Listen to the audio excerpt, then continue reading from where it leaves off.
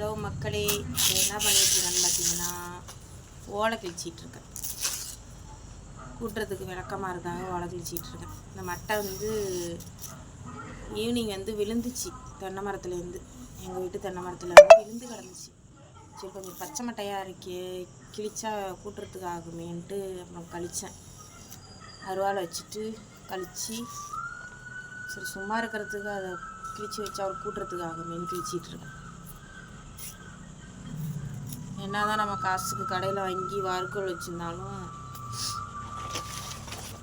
ஓலை விளக்கமாறு மாதிரி வராது. வாசல்லாம் கூட்டுறதுக்கு இதெல்லாம் ஓலை விளக்கமாறு தான் நல்லாயிருக்கும். இது கொஞ்சம் பத்தாது, இது கொஞ்சம் கம்மியாக தான் இருக்குது. இருந்தாலும் கொஞ்சம் கொஞ்சம் கொஞ்சமாக சீவி வைப்போம். இப்போ ஒரு மட்டை விழுந்துருக்கு. நாளைக்கு கிட்டக்க உள்ள மட்டையாக கொஞ்சம் வெட்டி கொஞ்சம் சீவிப்போம். ஏன்னா ஒரு பிடி வராது, இது கம்மியாக தான் வரும். ஒரு பிடிக்கும் கம்மியாக தான் இருக்கும்.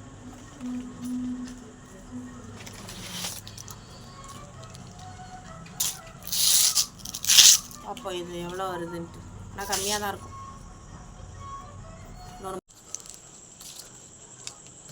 ஒரு வழியாக ஃபினிஷ் பண்ணி முடிச்சாச்சு. இடுப்பெல்லாம் கஷ்டமாயிடுச்சு, இடுப்பெல்லாம் வலிக்க ஆரம்பிச்சிருச்சு. ஒரு வேலை தான் இருக்குது. ஒரு பொடிலாம் வரலைங்க, கொஞ்சம் தான் வந்திருக்கு.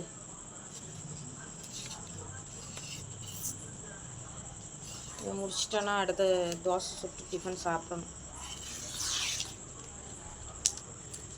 இதுவே ஒரு 1 hour ஆகிட்டு கிழிக்கிறதுக்கு. சரிதான், லாஸ்ட் ஓலை ஃபினிஷ் பண்ணியாச்சு. நான் எவ்வளோ கிழிச்சிருக்கேன்னு உங்கள்கிட்ட காட்ட போகிறேன்.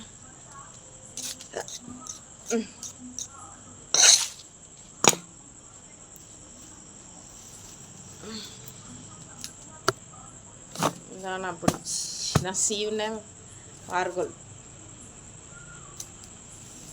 இன்னும் ஒரு அரைப்படி இருந்தால் கரெக்டாக இருக்கும். இன்னும் ஒரு அரைப்படி இந்த அளவு, இதே அளவு இருந்தால் இன்னும் கரெக்டாக இருக்கும்.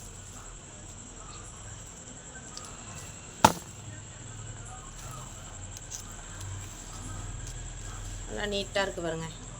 ஆனால் குச்சி கொஞ்சம் மொத்தமாக இருக்குது. நைஸாக இருந்தால் நல்லாயிருக்கும். குச்சி கொஞ்சம் மொத்தமான குச்சி. எங்கள் மட்டை அப்படி மொத்தமாக இருக்குது.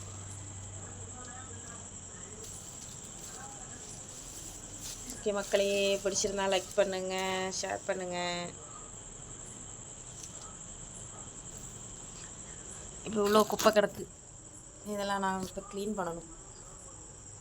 எப்படி இருக்குன்னு சொல்லுங்கள். விளக்கமாக கிழிச்சது. ஓகே, டாட்டா, பாய்.